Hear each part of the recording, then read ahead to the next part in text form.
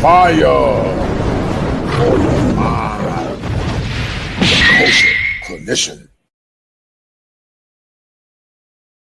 AWOL. They think military, absent without leave. But some men are using the term differently. They say AWOL now stands for American Women Offer Less cooperation, less appreciation, less commitment, less peace. The question is, are these men seeing reality and why it matters? Watch this truth.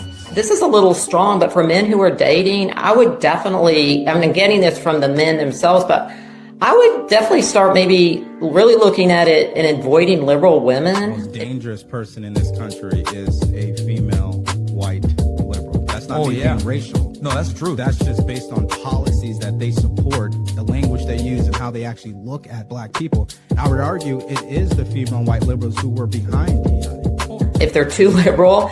And I say that because liberal women tend to be more denigrating of men. They also are more emotionally unstable. Jonathan Haidt, who's a psychologist, did studies looking at the liberal women. They found that their mental health is the worst of all the groups. They spend. You're making your voice heard. What do you think we're doing? I agree with you. I'm happy you're making your voice heard. Go on another corner. I'm just trying to make my voice heard. This is a public sidewalk. You guys have an event happening in public. I'm allowed to be here as much as you do. Honestly, and I'm probably going to get eaten alive for saying this, I feel like a lot of women have forgotten their place. And we live in this inverted world. And I feel we got stuck in this whole feminism thing. Feminism is a scam. And now it's like trying to undo. It is. Feminism, I don't care what anybody says. Yes, we are equal in value, but we are not equal in traits. We are different. Men and women are different. I agree with that. And I'm so sick and tired of why are we fighting to be something that we're not?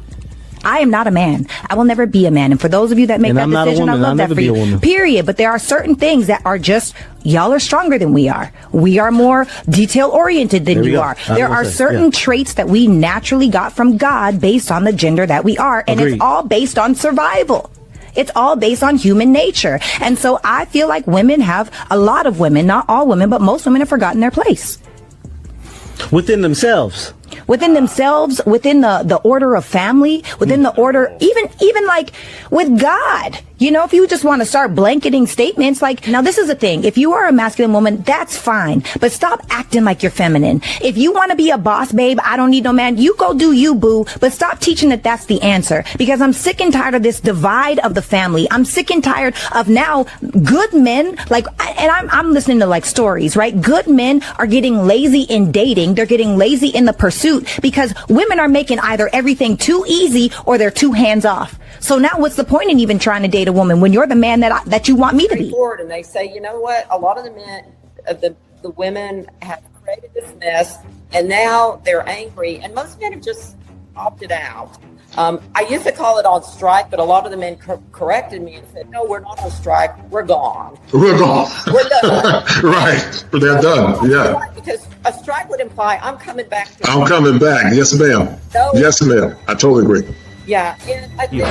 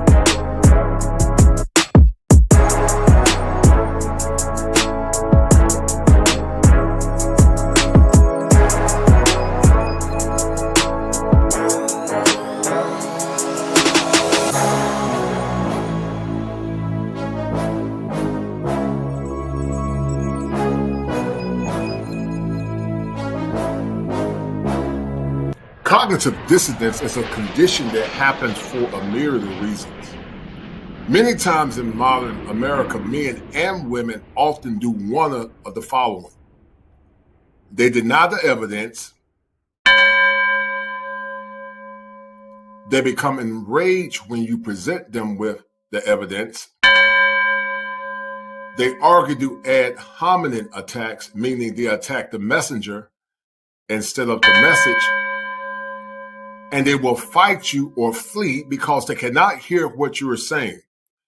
And conditions such as this, tied into cognitive dissonance, often happens to those that have or lack self-awareness. They stay in a perpetual cycle of arrested development, exhibited by this. Fire for your mind. Kosher Clinician.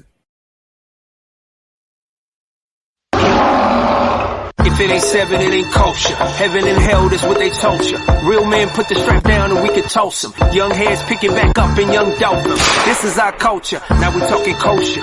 Clinician, masculinity issues. Absent fathers who miss you. Mama drama don't kiss you. All a part of the ritual. This is how they get you. Separate the men, women clipping babies pretend to. Damn. Lovers, haters acting like vultures. If it ain't seven, it ain't kosher. If it ain't kosher, ain't right, gotta divorce us. If it ain't seven, it ain't kosher. If it ain't kosher, ain't right, gotta divorce us. If it ain't seven, it ain't kosher. If it ain't kosher, ain't right, gotta divorce us. This is Kosher Condition. 7 wonders, the whole world gotta listen. This is Kosher Condition. 7 wonders, the whole world gotta listen. This is Kosher Condition. 7 wonders, the whole world gotta listen. This is Kosher Condition. 7 wonders, the whole world gotta listen. Listen. Listen. Starting, I got my man Paul Edom in the house. Looking forward to this powerful and thought-provoking conversation. Guys, get your pen and paper ready. Share this stream as Paul Edom and I are going to be talking about why broken men destroy weak men. And also, guys, go get your t-shirt. I'm going to be selling this merch at some point. A new term I created that parents mid-toe called AWOL. American women offer less, or average women offer less. If you're not an average woman, then I'm not talking to you. It's just only for women that personify those things that we're talking about. So I got my distinguished guest, Paul Edom, in the house, one of the purveyors of men's spaces. He was in the movie, the documentary called The Red Pill. And we're going to talk about some of the current trends that we see in modern dating America, and while this current ethos that we live in must de-evolve in order for it to re-evolve again. So without further ado, guys, I got my man in the house, the talented, the inquisitive, the altruistic, Paul Edom. Hold tight. Let me bring Paul up. Tight. All right, Paul, how you doing, brother? What's going on, man? I'm doing great, man, and glad to be here. How are you? Man, I'm doing good, man. Paul Edom, listen, man, you have a new moniker called Rebuilding the Manosphere. It's repairing, actually. Repairing the manosphere, right. And so before we delve into that, I want you to tell the audience who you are and why you're so passionate about male advocacy and also men getting the best outcomes possible to circumnavigate this crazy maze that we live in modern America. Well, it's a long story. I'll try to make short. Going back about 40 years or so that I've been working. I started out my career working in chemical dependency treatment. Had many decades of experience there, and somewhere along the line in 1993, I came across Warren Farrell's Myth of Male Power, and read that. It explained a lot to me that it had made me scratch my head for years. I knew that there was something wrong out there about the way men and women interacted, and even how we treated men and women in clinical settings. There was something wrong with that, but I could never put my finger on it because I had bought a lot of the feminist mythology and had my inner white knight was just raging and ready to rescue women. So my thinking was blocked. But once that was opened up, I started asking questions, and the questions got me, that little piece you did introducing this about the way people react to hearing information that creates cognitive dissonance. That's exactly what I saw. Yes, sir. From Right. mental health professionals. Yes, I'm not sir. talking Yep. about people Yep. on the street. Yep. I'm talking about LCSWs and LPCs and Yes. PhDs across the board. Man, it's like, well, wait a minute. This is kind of hateful toward men, isn't it? Aren't we stereotyping them? Oh, Right. man, they didn't want to hear that. They didn't want to hear it. Right. And it was on. And that sort of kick-started me. I started writing about men's issues. I started out just writing letters to the editor. When I would see misandric stuff put in the media, I would write about that. Every once in a while, they would publish them. Sometimes they would publish them and mock them after I wrote something in. Then the internet really sort of came into its own, and I started off in the forums there, talking to other men, writing about these issues, started writing articles later on in 2009. I launched avoiceformen.com, and it quickly became pretty much the online flagship for the men's movement, and is still up today, all these years later, doing its thing. And that work eventually caught the attention of Cassie J, the young feminist filmmaker, who came in and did her thing, made the movie, and during the process got her eyes open, very much like I got my eyes open when I read Warren Farrell's work. And it totally changed her world and the way she saw these issues. And at the end of it, of course, she declared she was no longer call herself a feminist after taking an honest look at what feminism was about. And it sort of progressed from there. I've done a lot of things since then. I run XY Crew, which I think is a very vital thing to have men's spaces where women are not allowed to participate, where the guys can connect with each other. And then I've recently, about a month ago, I started the weekly Repairing the Manosphere content, addressing what I see is a lot of gynocentrism and weakness in the manosphere. Right. And that pretty much sums up the 40 years there in what, about 45 seconds. Yeah, you did an awesome job breaking that down, man. And you're right. There is a lot of cognitive dissonance and a lot of confirmation bias in the clinical world, which in essence, many times it pervades men from actually being part of it. Sadly, our profession now has metastasized into social justice ideology and wokeism. And that wokeism is not synonymous to healthy relationships. And, you're right. There are some women that come into men's spaces that are genuine. But I would say that percentage is small. Many come into the space to co-opt men's spaces and to more or less push their own agenda and to circumnavigate the conversation so it goes back to them, because men keep forgetting that women by nature are highly solipsistic. A woman that's not solipsistic is a godly woman that's centered, but also she's practicing the virtues of godliness. But those women are far and few in between, because I was listening to your podcast and I was like, man, me and Paul, I did these shows. One of the shows, Never Bow, a year ago, but then the Inner Sanctum of Masculinity, that was done about 4 years ago. And I was speaking something profound then. And I had an epiphany, Paul, because I did grow up in church. I grew up in the Pentecostal church. But it was always this struggle for parishioners to call out maladaptive behaviors in women. And they always use men as a scapegoat to justify the pathology instead of standing on business and holding men and women accountable equally. And so because of that, now you're seeing marriage rates begin to drop. You're also seeing men leaving churches in greater masses, because men by nature are communal. And there was a time men could coalesce together, during war, during hunting, during war stories, during war trips or whatever, and we could just coalesce together. But now in many men's spaces, even in the broader media, it's like the host, I mean, I'm not against women being in men's shows, but the co-host or the host got to be a woman, and we never saw that. I didn't see that, and so men got to tap dance and be careful. You got a woman dressed pretty with provocative clothes on, and the men sitting back, and I'm tired of it. Let men have their autonomy, like The View. The View is all women. I don't have a problem with that. They got the right to have their show, and let men have their show without the influence of women. Go ahead. I know you're about to say something. Go ahead, bro. Well, no, I'm just going back to the church. I mean, I think it's for the past, I would say at least 30 years, maybe more like 40 or 50 years, the safest thing that any clergy can do from the pulpit is to bash men and praise women. That's what they've been doing. And they've participated fully in this rift between men and women, the natural connection that we have to each other. The clergy has been just as responsible for creating more divide as the mental health profession and the media and our governance and politicians and especially higher education. All of these things have come together to force a wedge between men and women, and it is literally destroying our society. Yeah, it's destroying our society, man. And I've told some of my friends, and I say I know they mean well, but I say there got to be a de-evolution in order for this thing to evolve.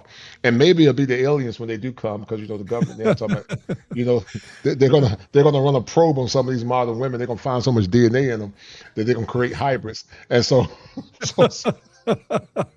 well, that would give another chance for a woman to be a victim. This time it's aliens. At least they can quit blaming human men for a little while. I like that. I like that one. That's a good one, man. But listen, let's be clear. You've been married in a non-state supported marriage for so many years, and I've been married. I mean, fortunately, I got married at a time before I heard the knowledge now, but I've been married to my wife for 33, and we had our ups and downs, but yeah, ups and downs. But there was a time where I said, you know what, something is wrong, man. I was like you. I said, something is wrong. I grew up with 3 sisters, and my mom passed away last year, and I love my mom, bless her heart. But I said, something is wrong. My inner masculinity was saying something is wrong with the current culture that we live in, because it's like I felt like I was always trying to do things to appease women instead of doing things and doing what's best for us. And then men have been conditioned to see women as sugar and spice and everything nice. And they're not. Women are human. Just like men are human. They're not these benevolent creatures from outer space. They're just human beings. They smell, they pass gas, they urinate, they defecate. They do just like you and I do. But this deification of women is not tied into rationality, because what it does, it keeps men in a stupor, and also it can keep men in a state of arrested development. I did shows years ago, and I used the concept. I said men should never fall in love, because when you fall in love, you're really telegraphing your own destruction. The scripture was clear when it came down to Samson. He said, cast not thine strength to a woman. But when you love your woman within reason, you still love her, but your love for her never supersedes your greater calling, your greater purpose. Yes, scripture tells us that message with Samson, with David, with Herod. I mean, you go right down the line. The Bible is one allegory after another of men falling to women, losing their values, worshiping other gods. It is one story after another warning us against this, and yet we go into our church and we hear kind of the exact opposite from the Pope. Yeah. I totally agree. I agree with you 100%. AWOL it's a new MGTOW. Dr. Helen Smith and I did a show, and I would say it's not the new MGTOW, it's part of the new MGTOW. Because men are saying now that where there's a subsection that's walking away altogether, there's also a new awakening. In the Army, AWOL stood for absence without leave. But now men are not asking for permission to walk away. They're just doing it. And it's having a cataclysmic effect on dating and relationships, but also the population. When did you begin to see, Paul, the precipitous decline of relationships and how men interface with women in general? I think it was in the 80s for me when I noticed it the most. I came of age in the 70s. Men and women kind of liked each other. back then. I mean, there were tensions, like always, because of our differences. Right. But there was still a general atmosphere of acceptance between men and women, and there wasn't all this overt misandry and men are pigs and men are trash. You hear a little bit of it, but it wasn't a prominent voice in the culture. Right. 80s was when the feminists came in and started taking over academia. And over mental health training, all the education in the liberal arts. Feminists came in and started teaching everything from feminist theory. And then by the time we got into the mid 90s, it was on. There was an official war on men. End of story. It was declared men are the problem. And that was one of the, not just developmental stunting that happened, but there became a mentality that men didn't have problems. Men are the problem. Right. And that's even in our mental health. You look at what the APA is doing these days. Yep. You're right. It is men don't have problems. Right. They don't need help. They need to straighten up and fly right. They need to learn how to treat women with more respect, as though men don't do that. As though men don't bend over backwards all the time trying to be nice to women. Right. No. Here's it. They look at the 1% of men that do terrible things and say that's all men. Or on the other end of that, they'll look at the 1% that make it to the top and say that all men have the power. The other 98% of men in between are totally invisible. Yeah. And I'm glad you brought that out. Tavis Smalley, he was a black commentator in conservative media, said that when white America get a cold, black America get the flu. And I will argue that average white men and working class white men and black men never had nothing to do with rich white oligarchs that conspired in ivory towers to create policies that were more or less adversarial to men. Sometimes men look. I'm Gen X. I was born in '71, and I'm like, I ain't had nothing to do with this. Why am I suffering for something I had nothing to do with? I didn't create policy. I didn't oppress no woman. I didn't beat no women. I ain't done none of that. But you mean to tell me that I'm part of the problem? Even sometime in graduate school and sometime in school, you have these liberal white men that say, well, we need to do this. I'm like, what is we? I didn't create any policy. I was an innocent bystander. And so, many times, Paul, people say that men like emotional intelligence. I will argue that men have a lot of emotional intelligence, because a lot of times roughly all of it. Right. Men have a lot of emotional intelligence because we have to. We have to, right? We have to. And so when I hear these women say, well, I want a man to be emotional in tune with his emotions, and he need to understand me. Happy wife, happy life is emotional intelligence. Mama knows best is happy. It's emotional intelligence. I had a family member told me, he said, well, call my family member boss lady. I said, that would never be me. I wish I would call a woman boss lady. I'm the man in my home. The same way I talk to you, I talk to my wife that way. Not being rude, but I'm just an open book. But so many men have been so conditioned, Paul, and it's an ego defense mechanism called introjection. Introjection is an ego defense mechanism where the man tends to internalize the talking points of his mother, and then he identify with women talking points, and then when he hear a worldview that's antithetical to that introjection, he projects out of anger because he's not used to it. That's why I came up with the moniker called deaf. They deny the evidence, they become enraged when you present them with the evidence, they argue to ad hominem, or they fight you or flee. And I'm sure you've experienced that as well. For the whole time I've been doing this. I mean, and you can see it on full display across society right now. The last thing anybody wants to hear these days is the truth, which makes our job a good bit harder because there is a formidable resistance to understanding women's nature, the way they behave, and being honest about it. Because if you're honest about it, it means you hate women, which of course is not the trait. Not the truth. We have to be able to speak about these issues and to talk about them honestly, or there's never going to be a solution. And to be honest, I don't think there's going to be a solution to this until there's been some sort of social collapse. Yeah, I agree. That allows strong men to emerge and take control again. Because look, you don't have to like it. And I get why some women may not like hearing this, but without masculine dominance, there is no order. Right. And the result is chaos. Yes, sir. Yes, sir. I've said it several times. My premise was this, Paul, that in order to have homogeny, not only in relationships, but life, the woman has to be disciplined. The woman has to be disciplined.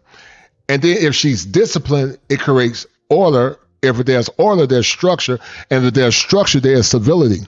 But when I hear people talking about a community, you can't have a community without being disciplined. When I taught school, the teachers, the principal will say, well, why are these kids' grades not proper? Well, they're not disciplined. The scripture says if a man likes discipline, he'll bring himself to poverty and shame. And that's what's happening now. There is no discipline, but also there is no accountability. And I would argue, Paul, that the greatest issue to that is the pathology that should be in the DSM-5 called simping. Simping should be a mental illness, man. Yeah. Well, and the thing is, we would have to diagnose 99% of the male population with that. I mean, it'd be great for third-party billing, but yeah, that's true. Not so good for society. Yes, sir. But, when did you begin to see men simp like they are now? And I'm gonna pull up a clip. But when did men begin to simp the way they're simping now, man? When did they begin to simp, in your opinion? Go ahead. I think it's been about 200 years. I think it's been ever since we adopted the romantic model. And this is what I really try to stress to men and to anybody who will listen. This model of elevating a woman in importance and in effect making her the leader. She's the one that moral purity flows through, which of course is absolutely crazy. But it's crazy, right? That's been the model for about 200 years. And men have killed each other over insulting a woman with the truth. It is a pathology that got spread after the Industrial Revolution, when people started getting married based on feelings instead of the interest of a family and a community. And feelings, it was, to be real honest, it's about women's feelings. Yes. And that's why we have this high divorce rate. Women fall in love, they get infatuated. He's the best thing since sliced bread.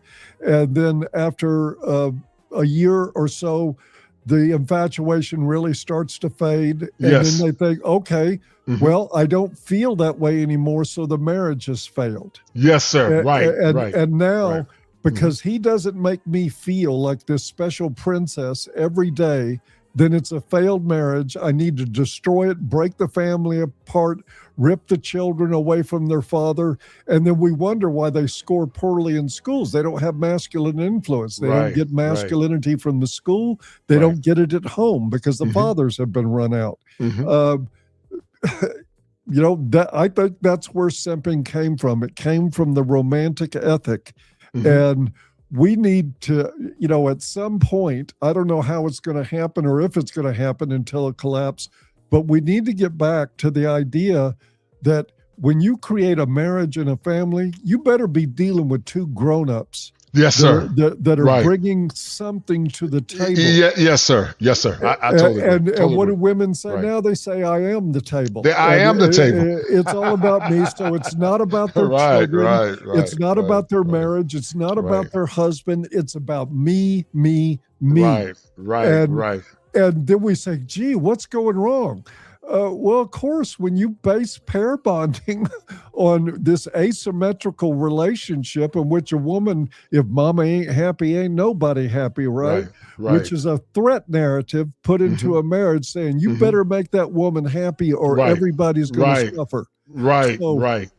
So having relationships like that, based like that, is absolute insanity. And I think we're seeing it play out in 1,000 different ways right now on the streets, in our schools, in our governance, and everywhere you can imagine. We have this sort of we must please woman craziness dominating things. Yeah, man. I agree with you 100%. And I use this as a moniker, even though the Marines came up with a term called Semper Fi, always faithful. the modern man believes in semper. S-I-M-P-E-R. Yes. Simplify. Always faithful to the gynocracy, man. Always tap dancing and doing what Big Mama says. And if you question that, you better get ready to fight. I'm there. I'm ready to fight. I'm a Marine. I'll fight. Listen, I've been fighting all my life, man. I fight. I fight because my whole point is, I strongly believe, Paul, that when men subjugate themselves under women's emotions and under their opinion, that they're not serving the Most High, they're serving her emotions. And I will argue, Paul, that men should be more concerned about God's judgment than to be concerned about a woman's feelings. Because when he's standing before the Most High, God told the man to lead the woman, not the woman's emotion to lead him. And this gotten so bad now, Paul, that some of these women say that women created men. No, ma'am, no, you didn't. The original woman came out of man. A woman is just an incubator. Right now, Paul, you and I, if we're healthy, can impregnate we can start a whole nation without DNA. If we just got we just need a willing vessel, like the book said. We just need a willing vessel. Every man, you and I right now can impregnate 100 women that are ovulating, and they can all make babies. But a woman can't do that. So the God spark is not in the woman, but the God spark is in the man. But this deification of women, which is tied to occultic feminism and witchcraft, push the woman on top of the man, and the man's supposed to be subjugated to the woman. And the internet has been great for men because men there are waking up. Yep. They're waking up. Because I tell people, Paul, the reason why this whole conflagration came together, I think it's tied to Dr. William Glasser's premise. Dr. William Glasser talked about something called choice theory. He was a psychoanalyst, and he said that there are 5 elemental principles. I know you talk a lot about self-actualization with Abraham Maslow hierarchy of needs, but the premise of choice theory says that even though choice theory has its limitations, that power, fun, freedom, belonging, and survival are the archetypes that helps a man feel like he's thriving and living. Men have been devoid of power, fun, freedom, belonging, and survival. And now men are beginning to come back together to try to recapture that. And then on top of that too, like I told people say, well, the red pill hates women. No, the red pill doesn't hate women. No. The red pill was a response to the behaviors that modern women did to accost men. And that goes back to Dr. Irvin Yalom. Dr. Irvin Yalom talked about group therapy. I call it cyber group therapy because Dr. Irvin Yalom said some key and important things. He said that examining the evidence was part of group therapy. Catharsis was part of group therapy. Corrective recapitulation, which basically means to go back and correct the things of the past that held you a slave to your own mind. Comparing the evidence, that was part of group therapy. So men actually created cyber group therapy, comparing notes, comparing evidence, and coalescing together and realizing, I'm not crazy. I'm going to do the same thing. How would you respond to that? Go ahead. Well, first thing I want to say is that I highly recommend both Yalom and Bill Glasser to anybody, and even lay people. This is really great stuff. Bill Glasser's reality therapy book is one of the best things I've ever read. Yes, sir. It really breaks it down. It's utterly useless when it comes to dealing with women, but it's very effective for men because we are sort of reality oriented, facts and figures and making logical decisions. But you mentioned guys getting right with God and making that the center of their existence. And I even tell guys that aren't believers, man, you better find something greater than yourself to get invested in. Right. If a man without something greater than himself is lost, and I really believe that. Paul. And those lost men ultimately start making her something greater to be attached to. Right. And she believes it. Women have come to believe that they are God. Yes, sir. I agree. I totally agree. And look, and that's not hating women. It's not. We got to be able to talk about this. Look at the advertising. Because you deserve it, because you're the best, because you're everything. Men are just mere mortals. This is the message that we get, that women are somehow deities that are supposed to be worshipped. If you go through dating profiles, it'll absolutely turn your stomach. It'll turn your stomach. What these? I want a man that worships the ground I walk on. Yes, sir. Well, yes, sir. Well, lady, you don't need a man. You need therapy and some serious stuff to get over this incredible narcissism that's been inbred into women by our simping culture. And this is why I try to tell women that, oh, you just hate women. Look, I've got a lot more problems with men than I do with women. Women are just doing what we allowed them to do. Yes, sir. You can't be a kindergarten teacher and walk out of the classroom for 2 hours and expect it to be in the same shape as when you left. All these children unsupervised. We have bred women to think they're the be-all and end-all of everything, that they're the moral authority, that their edicts are to be obeyed. And look at the divorce rate. Look at what's happened to the American family that used to be stable. It's not working. It's not working. It's not working, man. And I've seen so many defeated men in therapy, man. I see so many defeated men. I see women that are married to their husbands, putting them through psychological and physiological abuse, not giving them sex. They weaponize sex for their husbands. And so what we created, Paul, is a cascade of defective women. That came to my cipher. Defective women and compromised men. And the premise of that is that she's selfish, manipulative, entitled, lacks empathy, always the victim. And then the compromised man, which is the worst one, because simps are dangerous, man. They're weak. They're simps. They have no standards. They're people pleasers, and they are emotionally drained. And listen, Paul, I would argue that in your generation as a young boy growing up, in your dad's generation, what a man got back then was not hoflation. I came up with that term, hoflation. I didn't hear nobody else talking about that until about 4 years ago. But what my daddy got back then was a virgin, wife-ready, no kids. And for the most part, she had a fear of God and she had emotional regulation. You got men now getting women that have high body counts, multiple kids by multiple men, deletions, ran through a lot of them. And they said they want a man to pay all bills. You got women like Vivica Fox that's old, Lisa Ray, old women saying they want a man to pay all bills. How would you respond to that? I would say find another man.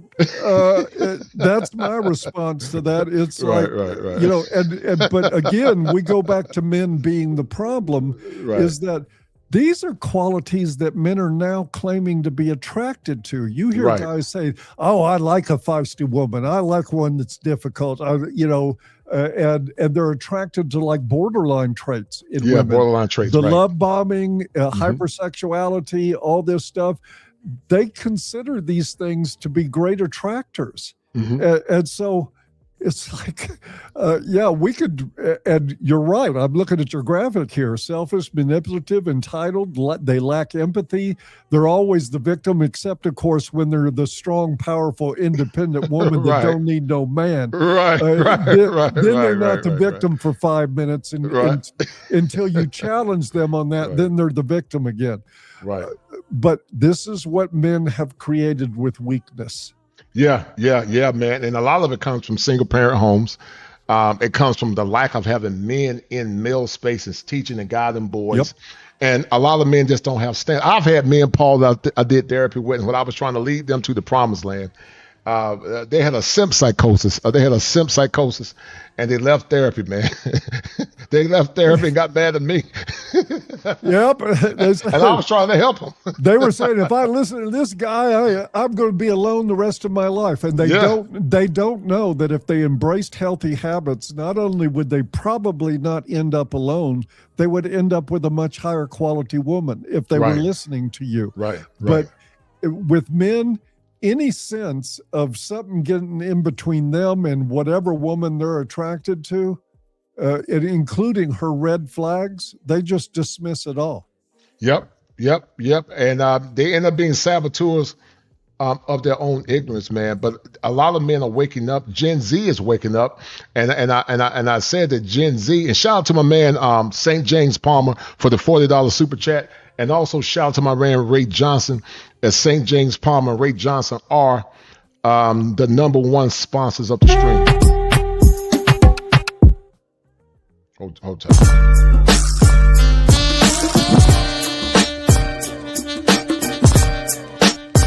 It's the money.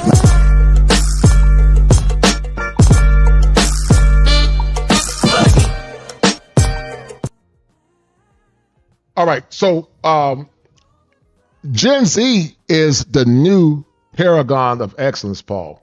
Yes, Gen it is. Gen Z, the males. the males are right. Yeah. Gen Z, Paul, is saying we ain't gonna sip no more. And I want to show you something. So when I did the show with Dr. Helen Smith, I created two terms. And I tried to contextualize it from the psychological. And one was called the unconscious simp. And that stood for Paul supplementing irrational male patterns of behavior. That's the unconscious simp. He's an unconscious simp because he don't know any better. He doesn't know because he's been clinically introjected. That's his ego defense mechanism. So he supplements irrational male patterns of behavior, meaning if mama's not happy, nobody's happy. I got to pay all the bills, working himself to the bone to please a woman, protect women at all costs, even if he loses life. She's a queen. Mama knows best. That's the unconscious simp. But the next one is something called the conscious simp. Adam was a conscious simp. What he did, he sacrificed important masculine principles because he was more concerned about her feelings instead of being concerned about his moral imperative or his sovereignty as a man. What do you think about those concepts? Well, I think what we have, and again, I agree totally. Adam's original sin was that he let his wife lead. Right. That's right. That was the original sin. Now we have a new original sin now, and it's called being male. Right. The feminists have actually used the original sin model and placed it onto masculinity. This is how they get away with declaring us defective at birth. Right. But I agree that a lot of simping is unconscious, and it's just training, sort of brainwashing, especially into the romantic ethic. Mm-hmm. But there are what I would call the conscious simps are more like the very active white knights. These are the guys that you'll see come into social media threads, say a woman murdered her children. Mm-hmm. And some guy will show up and say her husband made her do it. Right. It's all his fault. All his fault, right. And these guys are really what I call the real form of toxic masculinity. Mm-hmm. But masculinity, really, I think it's a misnomer to say toxic masculinity. It's an oxymoron because if you have one, you don't have the other. Mm-hmm. But if there is a form of toxic masculinity, it's simping. It is perpetuating this model where women are the be-all and end-all of everything. Mm-hmm. Men have no agency. They have no values that women don't give them. Mm-hmm. And whether it's conscious or unconscious, it's eating away at the souls of men and has been for 200 years. For 200 years, right. And I love something you talked about romanticism, and that was so profound because I was telling somebody when I did my show, Never Bow, and I would say in many African traditions, men never would bow. Maybe even some Asian cultures, the bowing is more or less in some European cultures, but it's more of a European construct for the most part in some cultures, not all. Yep. And this knighthood, when men would bow Paul to chivalry years ago, it was still defective, but the women were better. They were better women because men had they had a greater locus of control. They could control the situation better. They had more power, and they had an infrastructure that supported chivalry. But now men are being chivalrous to women that don't honor them, don't respect them, Paul, and the dirty word that many don't like, obey. And they struggle, and so dealing with modern women in modern times, man, has made a lot of men saying, listen, American women just offer less, or average women offer less. And before I labor myself trying to prove who I am and give my best, I'm just going to check out. Not because they don't love women, not because they don't want relationships, and not because they don't understand that there are some decent women. It's so far and few in between. How would you respond? Go ahead. Well, that A could just as well stand for all. in AWOL. And I don't mean to right. say that every woman is like this, because there are some decent women in the world. But the standard, I mean, a lot of people, when somebody says not all women are like that, the response, the correct one is enough women are like that. Enough women are like that, right? You have enough women in this culture that subscribe to these ethics, and they pat men on the head, which is apparently all a lot of these white knights are looking for. They're looking for a little pat on the head. But I agree with you in that this was a European custom. This came out of the English and the French. And the French were a little bit later in holding on and letting go of some of this stuff. They still wanted dowries past the point that the British did. But the point is ethnicity doesn't matter. Anything doesn't matter at this point. In Western culture, I don't care who you are. I agree. You're tied into this ethic. Yes, sir. You're right. I agree. Or you're a slave to it. One of the two. Yes, sir. And I think that's honestly one of the few places that I don't want to say I'm happy to see it, but it's one of the few places that black men and white men can truly connect on. No, I totally agree. Right. Because I agree. we live in that experience. We live in that day. experience. Right. I'm with a great woman, 24 years now, but I still see that BS out there every day, have to deal with it in some way or another. It is, we have fallen as a culture because of this romantic ethic. Right. And now we call it feminism. Feminism is just dressed up chivalry. It's all about women being more important and their needs and their wants and their values, taking precedence over everything. I think we make a mistake to dwell too much on feminism and not enough on the romantic ethic. I love because that's what's driving. That's an excellent point, right? I love that, right? Because even though feminism is looming over the horizon, you can control that. But if you can't control your mind, if you're a conscious simp and an unconscious simp, you're actually exacerbating the problem because you don't realize that you're part of the problem due to your cognitive dissonance. And, and that's why when I hear men say, we got to save the community. We got to save. No, I'm not saving nothing. You're going to serve me up front. What I've learned in relationships, Paul, is that if you don't demand that women serve in any capacity, then they'll make your masculinity cheap. I got another t-shirt, and guys, get your AWOL t-shirts called Masculinity is Expensive. Too many men have made that masculinity cheap to the point it's been compromised, and they don't respect it. Most people respect things that they find of value, but men have learned to compromise their masculinity, and they don't offer anything. I'm going to show you this clip real quick, Paul. Hold tight. All right, hold tight.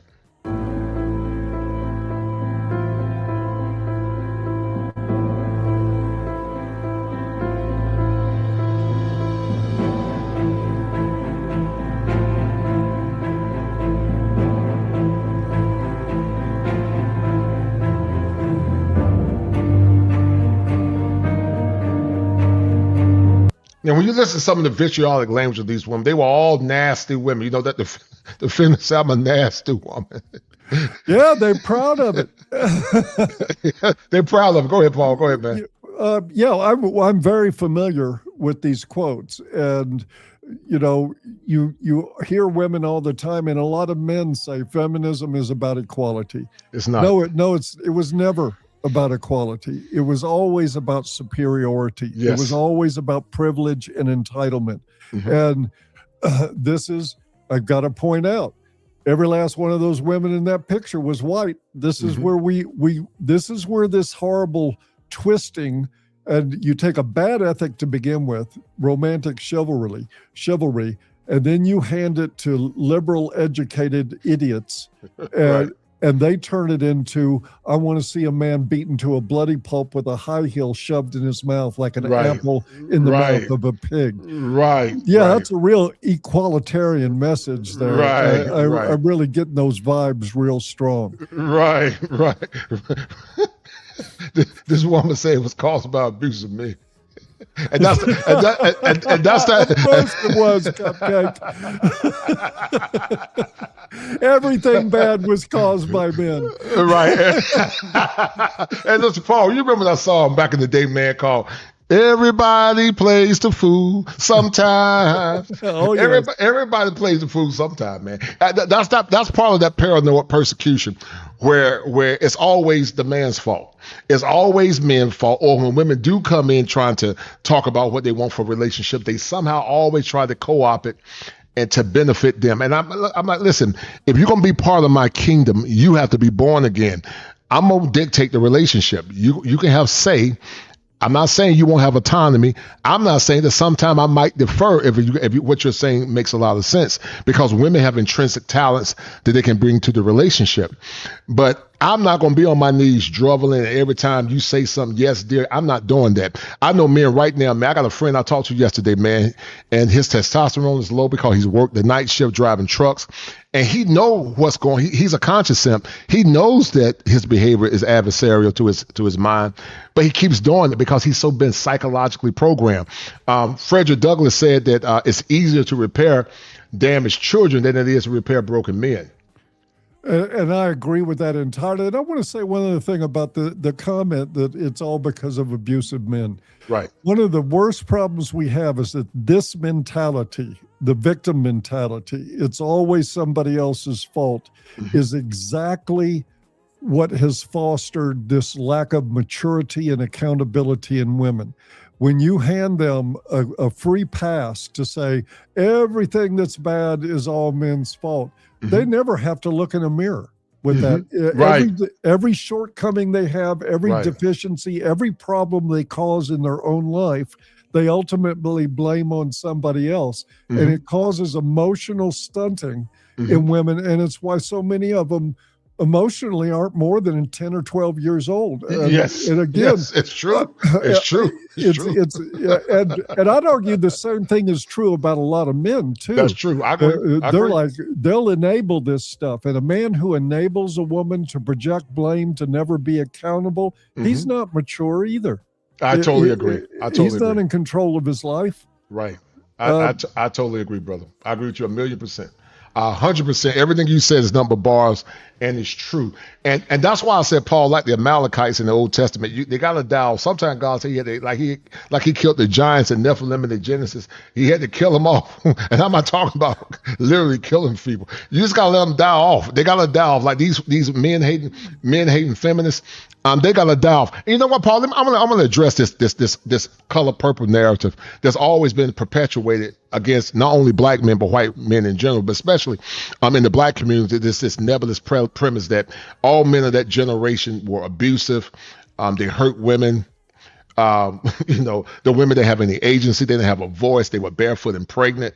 It's always a victim mindset, but they don't talk about how many times the ones they say, well, granddad was cheating on grandma, but guess what? Grandmama was married too. Some of those women were grandmothers that were married to other men, and they were cheating. My granddad was one of them.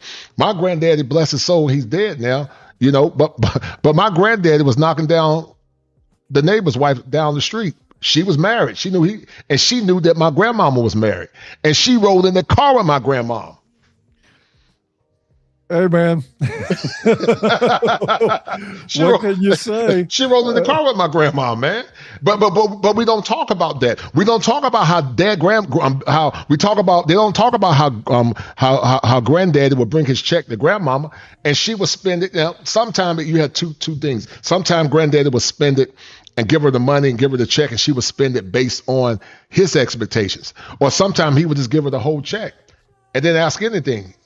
And he just assumed that she would use it righteously. How would you respond to that? Go ahead.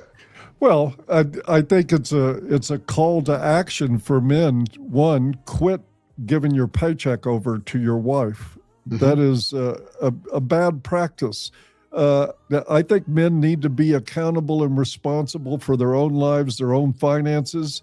And when a guy just goes out and he works 10, 12 hours on a construction site every day and then shows up at home just long enough to hand her the check, and then he's back out the door going to do more work, he's going to come home one day and figure out that she ain't spending the money on behalf of the family.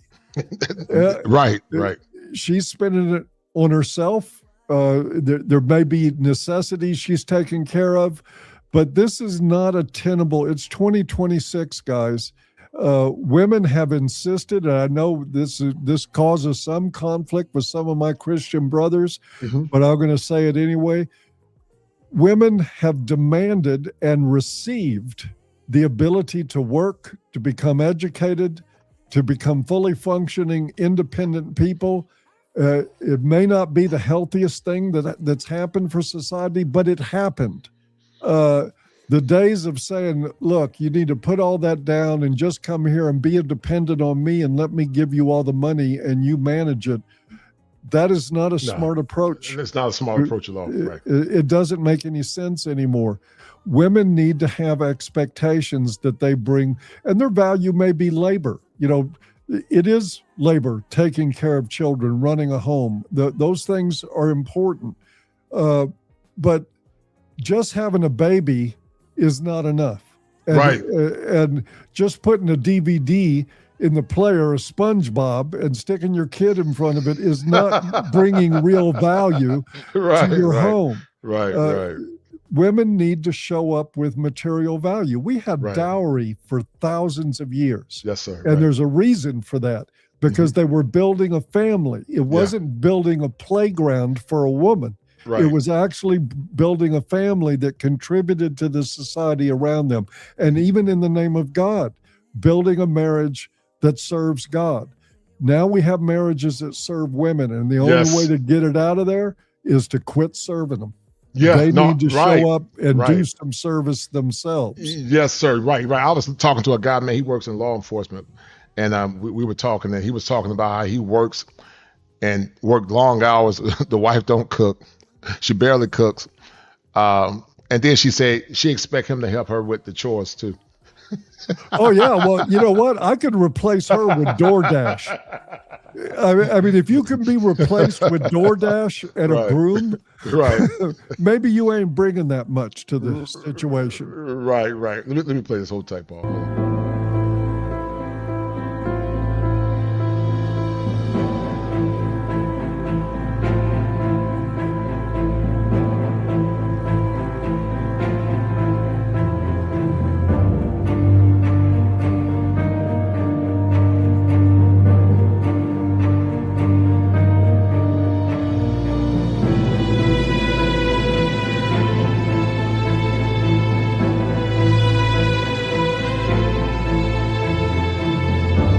And, you know, I want to address something, Paul, you know, in the old school, because, you know, a lot of this mess is Marxism. In the old school, and listen, let me be real careful how I say this, because a lot of people use the word partner interchangeably. It's highly innocuous. They mean nothing by it. But I think words have meaning, and it's dangerous. I'm going to tell you why. I didn't hear the word partner until I was in graduate school. I'm like, well, partner? I'm like, what is a partner? And I realized the partner actually came out of the alphabet movement. But partner is tied into egalitarian relationships. And what it does, Paul, it softens the structure and the authority and the sovereignty of the man in the home. So they went from husband and wife to spouse to partner, because partner sound less draconian than husband. Right. Sarah said that Sarah called Abraham her Lord. And calling him her Lord it didn't mean she was a slave. It just means she had high reverence. But you got women now, Paul, in the marriage vows, they won't even say obey. They won't even say it. They won't even utter it out of their mouths. Go ahead, brother. No, I think you're absolutely right. This is what we've created for ourselves. Now, I view this, again, maybe with a little bit different angle in terms of partnership. Mm-hmm. I believe in equal valuing. Mm-hmm. I think certainly in God's eyes, that my wife's soul is just as important as mine. I don't see a difference there.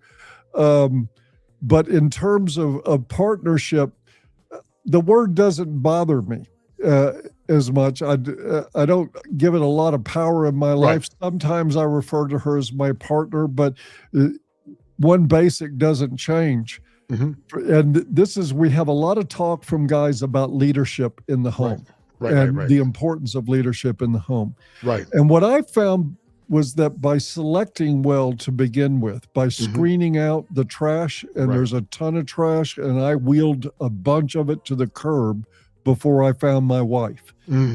But still, in my relationship, I am the absolute guardian of the respect that's practiced there. Yes, sir. Yes, I do not tolerate disrespect in any form or fashion, not out of myself and not out of her. I'm the one that has to set that standard. So in that respect, she's not a partner. That's the part I'm talking about. Yeah. I don't believe in partnership of power. If you mean partnership of assistance, then that's fine. I don't care about that. But this is what I've seen, Paul, a lot of times. They want a husband when it comes down to duty, but they want a partner when it comes down to power.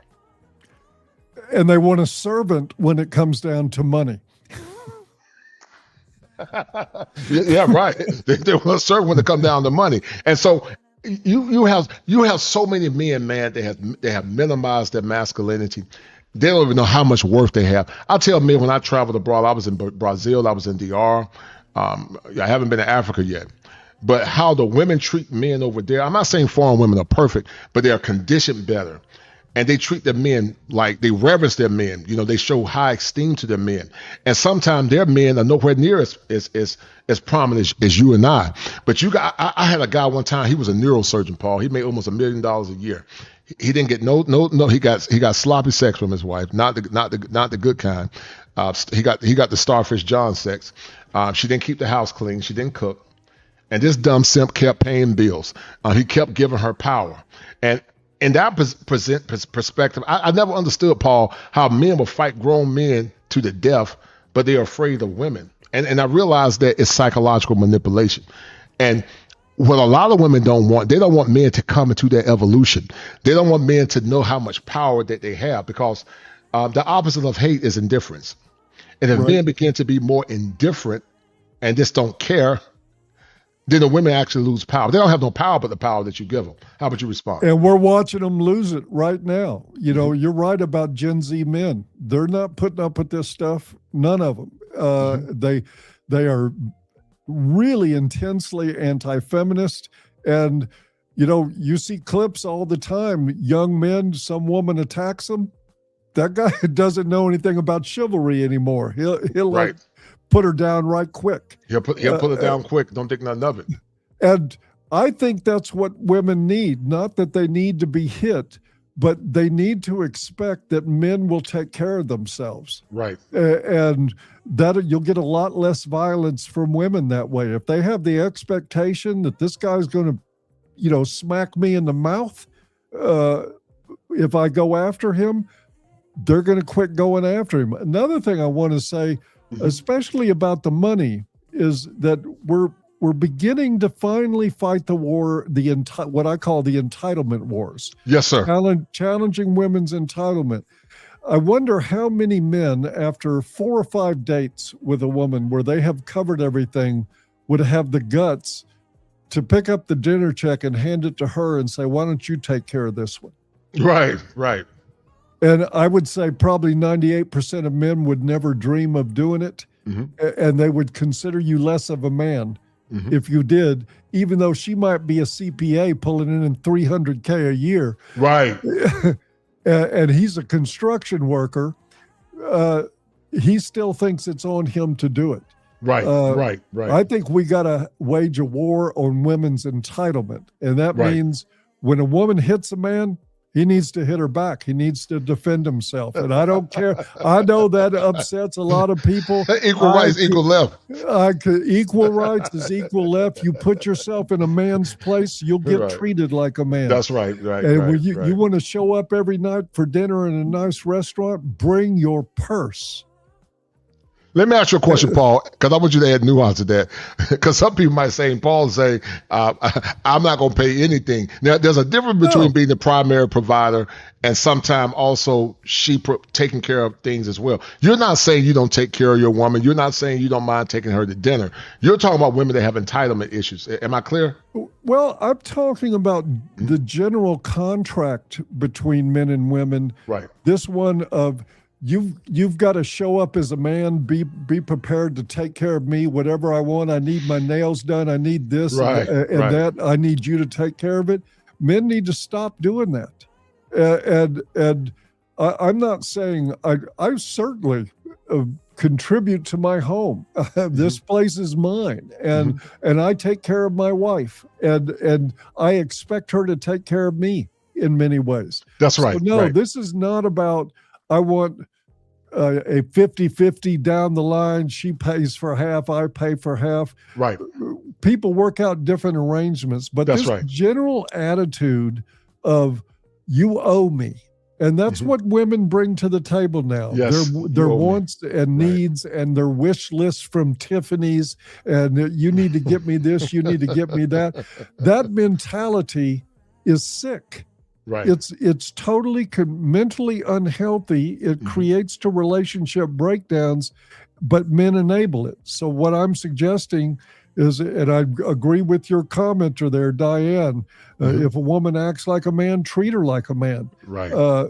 That's what I recommend. And when they act like women, when they're feminine, when they bring that energy, and by feminine, I mean connected to men in positive ways. Right.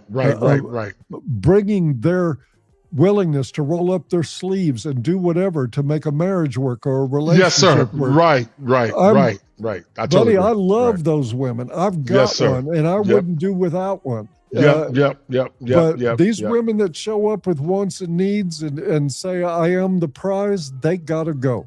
Man, listen, everything you said, brother, is a mouthful, man. Listen, my wife, when I cut the grass, she don't have to worry about that. But there are times my wife will get out there and get dirty with me. I cut the grass. She'll help me wash the car because I'm 6'5". She's a hobbit. She's about 5 feet. but I'm 6'5", 6'6". I'm a little stiff. But she'll get out there and get clean, get dirty with me, man. You know, she'll get dirty with me. She don't mind going to war with me. And guess what? I don't mind going hard in the paint. But a lot of women now are so selfish that they don't think they have to add anything to the relationship. And that causes a lot of problems, because this is what I've learned, Paul. In relationships where women have to earn the relationship, or there's some visceral fear that man might leave her, she's more dedicated to the relationship. It reinforces her to work harder. But if you just give it to her without demanding anything in return, then she'll never respect it. Go ahead, brother. Well, I think that's spot on, 100%. And the way I play it out is that I wake up every day prepared to let it go. If that's what it takes to maintain my self-respect and to maintain a healthy relationship is to get out of it, I believe fully that anybody you can't lose will destroy you. That's right. Men need to wake up every day prepared to go it alone. Doesn't mean you want to. It doesn't mean you're trying to make that happen. You're trying to keep things together. But if she knows you won't leave, no matter what she does, she will never respect you. She'll never respect you. Right. I totally agree, man. I totally agree. And the biggest issue that we have now, Paul, is a term I utilize called taxation without representation. I call it the commodification of subjugation. Men are being taxed without being represented. You know, sure. There's no representation in the relationship. He's paying. Listen, he ain't paying a regular tax, Paul. Modern men now, Paul, are paying what I call the whole tax. They are paying the whole tax, Paul. Yes, they pay through the nose. I mean, people are hesitant to look at the numbers here, but we spend about $421 billion annually on entitlement spending for women. Right. For women's bad choices. And that is a tax. Men pay the great lion's share of tax money. Women use the greatest lion's share of tax money. And it's been that way for decades. And at the same time, we managed to maintain a culture in which women are running around saying, I don't need a man. No, you don't need a man. You got the government to go take his money and give it to you. It's like, so you don't need him, but you still are looking to men to take care of you. no matter Right. what you say. Right. And you know what I find so crazy, man, to the women that talk trash, I could do it. Listen, you might not need a man for a relationship, but you need mankind. I need mankind. Paul need mankind. We all need mankind. There are certain things that I can't do and Paul can't do. I don't know how to create an infrastructure using civil engineering. I don't know how to do it. And I'm sure, Paul, maybe you know how to do it, but I don't know how to do it. I don't know how to build a house. Not me. Right. I don't know how to do it. But somehow we make the world so easy for women now that women think they're superior to men. They say, I don't need a man. But you still need a man to come do certain services to your home. You might not need a man for a relationship because you might got a rabbit or a bullet, but you still need a man. And if men disappeared, it'd take about 6 or 8 hours before the power grid would go down. Right. One of the things that men have done, and they've done so well at it, is they built a world in which women can intellectually detach from what keeps them alive. Mm-hmm. They sit in nice air-conditioned offices or air-conditioned homes. They do light work. Most of women's work is administrative, liberal arts stuff. Mm-hmm. They are detached and disconnected from the dangerous and brutal underbelly of maintaining a society. They flush the toilet and they think it's the poop fairy coming and grabbing everything and taking it out. And they don't understand that there's men down there with wrenches and hammers and saws and building this and maintaining this civilization that's so magnificent and have done so well at it that women can convince themselves that they don't need a man. They would die shortly without men. Right. Absolutely. It is not survivable for women without men. I totally agree. And I'm glad you said that because it brought something. Tell me what you think about this, Paul. I created a term, and I know you're intellectual, man, and it's going to make a lot of sense. I created a term because I'm very ingenious. But I said, Paul, that men and women both, and you got to hear me clearly, have prize-worthy elements. But watch this. But the man is the master prize consistent with theology, where the Bible said the woman was made for man, and woman came out of man. So man is the master prize, but the woman is his special prize. The term that I created is called the prize catcher. Him being the master prize, she being caught by or being seen as his special prize. The master prize catches his special prize. She's his special prize. He's her catch. He is the prize catcher. What do you think about that? I like it. I like it. And it's not only theologically sound, it's biologically sound. It's sound in any way you can interpret this. Look, sad reality. Again, if you have a problem with it, take it up with God or take it up with Darwin or whoever you want to get mad at about this. But men are, the main job of women is to create more men. Yes. That is their job, is to create more men. And yes, they create more women too, which we need, and they are prizes in certain ways. But yes, sir. Civilization is built and maintained by men. Yes, sir. And so that's their job, create more men. That makes men the master prize. It does. Right. And it may not feel fair. I can imagine if I was a woman hearing this saying, you're the lesser of the two prizes, a lot of women are going to reject that out of hand. Doesn't mean it's not true. Right. No, it definitely doesn't mean it's not true. I mean, I would tell them get mad at God. The Bible, that's like me and you saying that we're the prize over God. We're not the prize over God. We were made to serve God. But woman was made to serve God and man. Woman served man on the front end, man served woman on the back end. And the greatest gift that a man can give a woman, Paul, is his life. Greater love have no man than this, than a man will lay down his life for a friend. That's the greatest gift that a man can give a woman. That's the greatest form of simplify. And I know the Marines use it for something different, but my point is always faithful. And for a man to lay his life down, and most men don't mind doing it. The problem is now masculinity is so cheap, men don't demand anything. There was a black guy that lost his life in Arkansas, Texas, trying to break up a domestic dispute. But now he's dead. Yep. So many men have died, Paul, trying to defend the honor of a woman, like you said, based on that nonsense called chivalry. Let me show you something real quick, because this proves my point about what you were saying about romanticism and hold tight, romanticism and why men need to get out of that. Hold tight. The guy I'm talking to sent me money for groceries, $300 because I didn't have any food. Then I get a text from him later asking me to cook him dinner. Told him no because I'm not his wife. And I only cook for my kids and my husband. And he's neither of them. Now I'm blocked, shaking my head. Like, who asks a woman to cook for them before he puts a ring on it?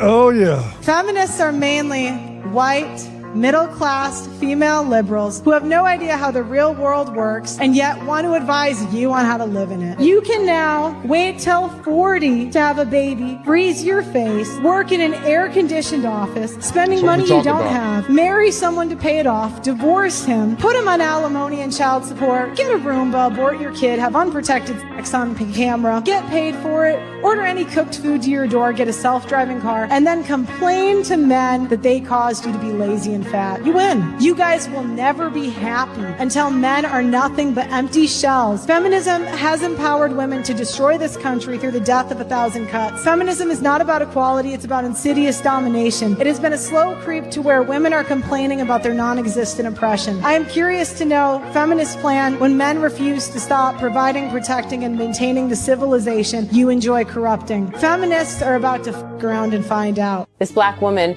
who was cared for by her boyfriend for a year after surgery, decided to leave him because she felt he wasn't romantic enough, which drew widespread criticism. The woman underwent a serious brain operation and could not afford a professional caregiver during recovery. Her boyfriend quit his job and became her full-time caretaker for an entire year. During that time, he handled all daily care, including feeding her, helping with rehabilitation, and even cleaning her bodily waste. After a year of recovery, the woman's health improved, but the financial damage remained because the man had not worked for so long, he fell behind on bills and accumulated debt. To recover financially, he is now working 3 jobs to cover basic living expenses. The woman has since complained that her boyfriend is no longer romantic. She said he is always busy with work and does not take her out on dates, leading her to question whether she should stay in the relationship. Some people argue that many people can take someone on dates, but very few would give up a year of their life to do what he did. Others believe the woman leaving might actually be a relief for the man, allowing him to move on from a relationship that no longer values his sacrifice. What would you think if your girlfriend did the same thing? One sentence from this woman sent the internet into a war after she said this about black men: why she's not your sister. What happened to men just shedding the and going to work every time? It's a podcast. It's a meme. It's a stream. Take y'all ass to work. Y'all talk too damn much about nothing. About how y'all ain't giving the women motherfucking money. We don't want to hear it, okay? What do you think about that level of disrespect, Paul, from those two? No entitlement to any of this at all.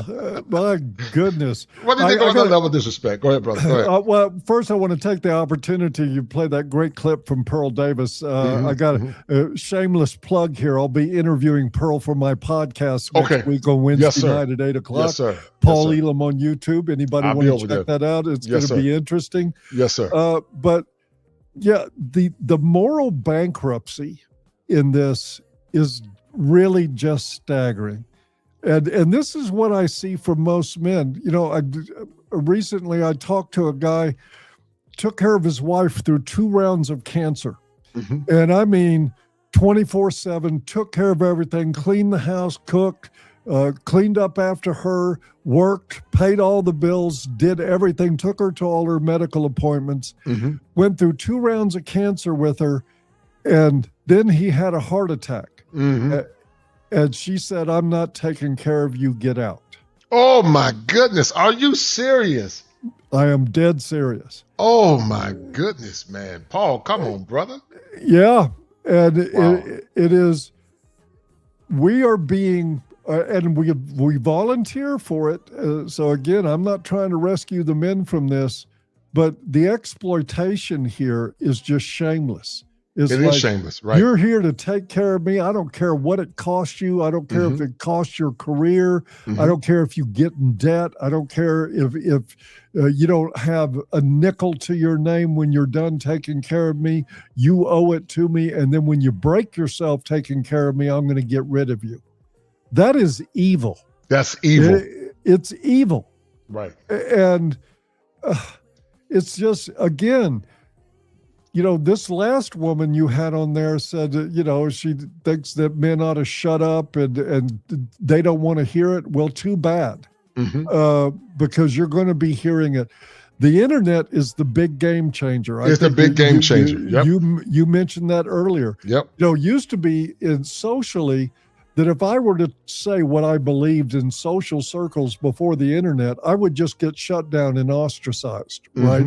And so we were forced into silence about this forever. Oh, but all of a sudden we got this thing like a public square now, and anybody can talk that wants to.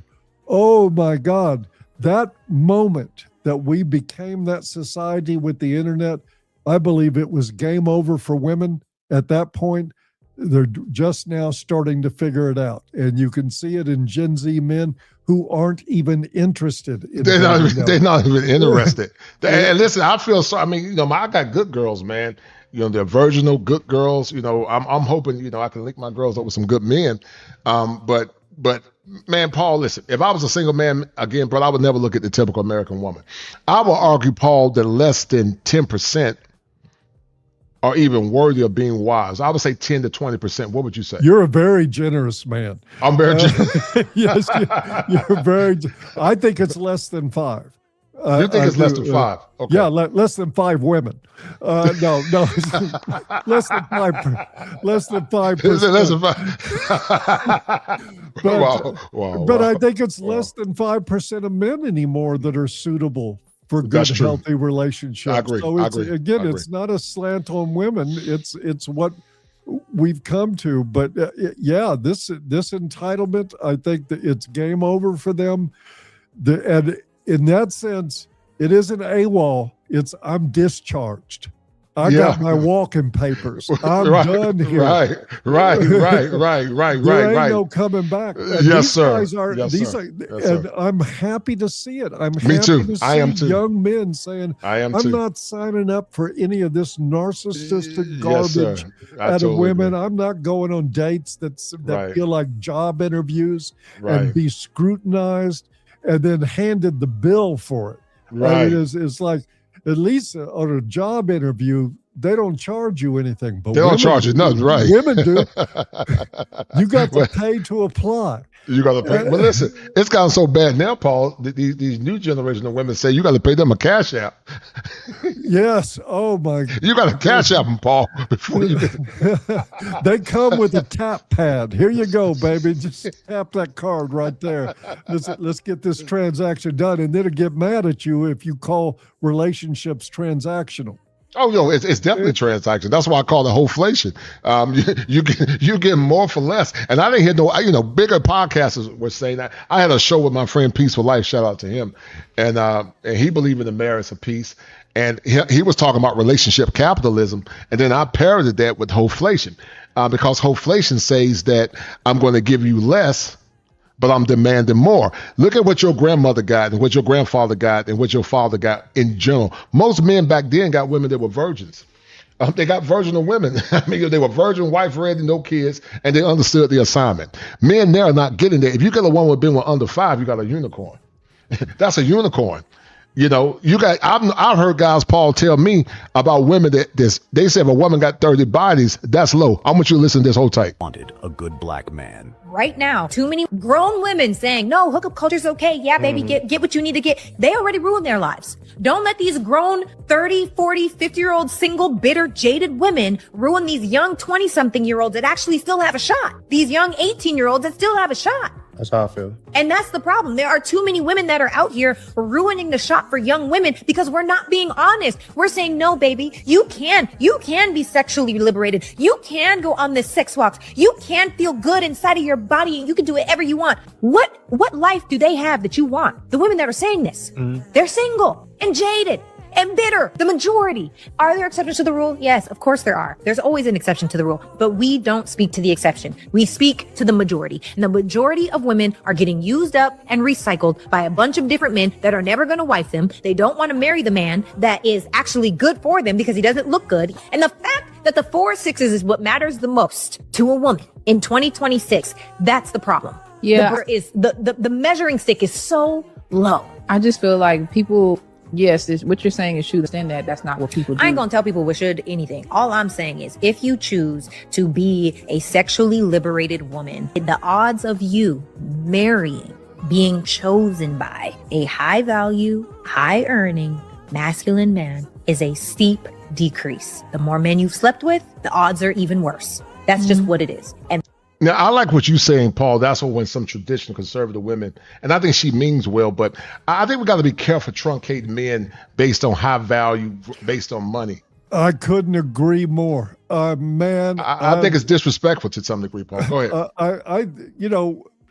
We got to get through the code speak. High value man means more of this.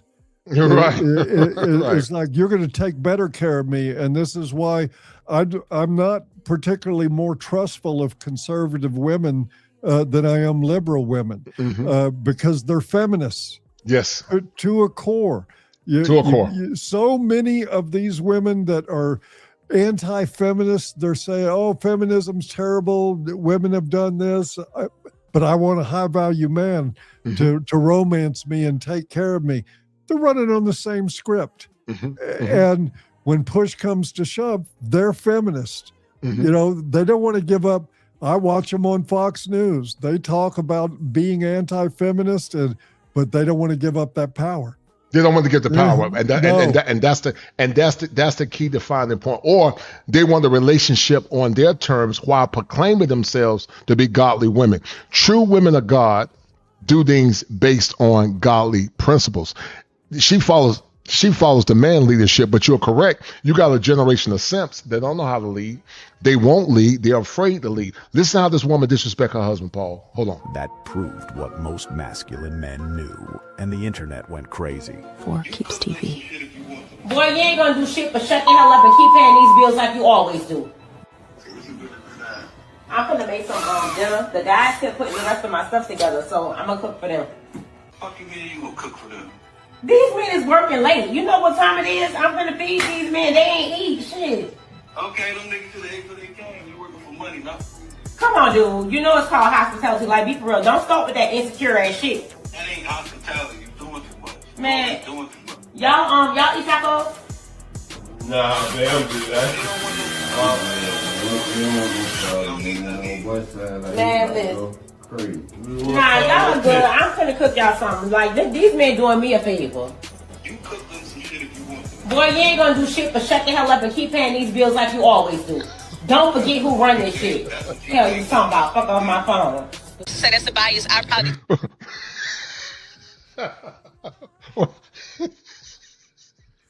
And the question is she right? apparent, because I promise you, Paul, this didn't start overnight, brother. This didn't start overnight. This he saw the red flags early on, but he chose to ignore them, in my opinion. Go ahead. Well, yeah, I mean, again, the fact that he's even still talking to her, right? I mean, that phone should have gone dead the moment her mouth started running. Right. But this is, unfortunately, men have come to expect this as the new normal. In a sense, it is kind of a new normal, which is why I have very little sympathy for men, because they put up with this. And I say this as somebody, I simped the first half of my adult life. I was total simp, man, terrible. But at some point, where is your self-respect? Where's your self-respect? Right. And a guy that is allowing a woman to talk to him like that and still paying her bills, man, you whatever he gets, he's got coming to him. Well, but they're compromised men. They're probably raised by single moms. A lot of them, they're compromised. I'm gonna say this, and I know you got to go. I'm gonna play this little small clip, and I know you got to go. I enjoyed this. I'm looking forward to doing the show with you at some point too. Absolutely. I would love that. I would argue that the average man has never had an orgasm. You might say, well, what do you mean by that? That's stupid. Well, I'm going to explain. The average man has never been stimulated by a feminine woman that was kind. That's what I'm talking about. I'm not talking about a physical orgasm. I'm talking about a mental orgasm where he's been around raw femininity that makes him feel good. And so what's happening now is that men are beginning to go abroad and go overseas to get that raw femininity. And what's happening, Dr. Smith, when these men come back, they're actually having a catharsis because they've never gotten that. Here's why she is afraid. Babe, be honest. How many women have you been with before me? What's your number? 5. 2 serious relationships, 3 casual dates. What about you? What is your number? Why does that matter? The past is the past. Stop being so insecure. It's different for guys. You shouldn't ask a woman that question. So, you want my history, but yours is a secret? Huh? Sarah, when I buy a used car, I ask for the Carfax. I need to know the mileage and the accidents. I don't buy a car blindly, and I definitely don't marry blindly. Did you just compare me to a used car? I am a human being. My past makes me who I am. If you loved me, you wouldn't care about my history. You are applying for the position of wife. In the real world, no CEO hires an employee without checking the resume. If you hide your resume, it's usually because you're unqualified for the job. You are a misogynist. You verify everything. Where is the trust? Trust is earned. Data is verified. So one of the biggest issues, guys, with this whole body count situation and body count thing is that women don't primarily understand male psychology. Men by nature are wired to conquer. Men by nature are wired to protect the things that they love. And the whole issue with the sexual revolution is that the sexual revolution told women that they can live like men, act like men, and assume that all men are sleeping around with multiple women. But that's not the case. And when that happens a lot of times, women have what's called a cognitive break because they understand at a very visceral level that their behavior is bad, but they don't want to deal with the consequences. This is another keeping it raw with kosher moment. And where truth is stranger than fiction. Every brother, would you tap another brother and say, I should have listened to her? God help me. Old saints, y'all forgive me, but I got to tell you, these hoes ain't loyal. Pastor Jamal. I'll forever submit. This is what we talked about, Paul. Listen to this. I'll forever submit to you. I'll forever submit to you, Miles. I'll forever respect you, Miles. I'll forever honor you, Miles, as the head of our home and no other. There is no other, there is no one, no plans of hell will ever prosper in our marriage and will ever hold me not to be a wife that is a Proverbs 31 woman. I will become that woman that builds the home as I follow you, as you follow Christ. That is the only thing that we will do in our household. And I promise and I vow that in heaven, they hear. On earth, I declare and decree, I shall be a submissive wife. Now look at the difference, Paul, between that woman's demeanor. That's a woman that hasn't had a lot of trauma. She's probably a virgin. She haven't been ran through. You know, her eyes ain't looking like good father, right? Yep. Her eyes are not spinning like some on the Twilight Zone for all that DNA in her brain. And so women, that's why I say, Paul, that if a woman doesn't have emotional regulation, if she doesn't understand structure and order taught by her father, because the father is the bridegroom, he's the groomer, but then the husband is the bridegroom. The husband continues the traditions of the father. Now, women don't like the term, Paul, when it says that a man is supposed to groom or teach his wife. They don't like that, train. But we all are trainable. Men have to be trained by master teachers. And we all get trained when we go to school, but somehow when it comes down to a husband training them or grooming them, it's a problem. That woman, because she hasn't been ran through, can pair bond with a man. She has a higher chance of pair bonding through orgasm, but women that have had several partners a lot of times, probably have what's called oxytocin abuse. You know, they burnt out. And you're not getting nothing special. You know what I find so crazy, Paul? They want to wear white dresses and be treated like princes and treated special. You're not special. You know, that white dress does not look good with that run-through stare you got on your face. It just doesn't match. Right. What do you think about that clip real quick before you go, brother? It is refreshing to know that there are still some people out there that get it. And it's encouraging. I wish it was the standard, but the reason we're watching that is because it's the exception, unfortunately. It's a rare exception. It's a very rare exception. God bless that woman and that man for setting things up the way they're supposed to be set up. I love the fact that she embraced her submission as a form of strength, which is what it is. It is. It's a form of strength, right? And look, people can get mad all they want to, but look, we all train each other how we're going to be treated. We all train each other. Yeah, I 100% agree. Right. That's part of being a human being. We show people how we're willing to be treated, how we're not willing to be treated, what we'll tolerate, what we won't tolerate. We literally train everybody how to treat us. And you can be offended by that, but again, you know, take it up with God, take it up with Darwin, take it up with another way that you can make sense of it. But this is what we do. You said something before you go, Paul. You said that you were a recovering simp. And you said that you found you had to go do simp recovery. You know, you had to say, God, grant me surrender, help the things I cannot change, but the knowledge and courage to know the difference. Tell the audience real quick about your simp story, and when did you have your existentialist moment? It really came for me after I got red pilled. I got first red pilled in 93. It was probably 2004, 2005 before I finally digested that red pill. But I came to a decision that I was never going to do anything ever again the same way with women. I was through trying to impress them, through taking care of them in the ways that modern women want to be taken care of, which is basically being indulgent and pampering them and whining and dining. I'm not talking about taking care of them in the way of building a home. I'm talking about taking care of their childish side, which is what women have come to expect in this culture. And I got fed up with myself. I looked back at how I'd behaved with women, the way I just threw my own self-respect. I threw friendships under the bus. If a guy said anything negative about some terrible woman I was with, I would get rid of him. And I looked back at that, and I looked at myself in disgust at my own life and said, what is wrong with you? Where is your spine? Where's your spine? Right. Yeah.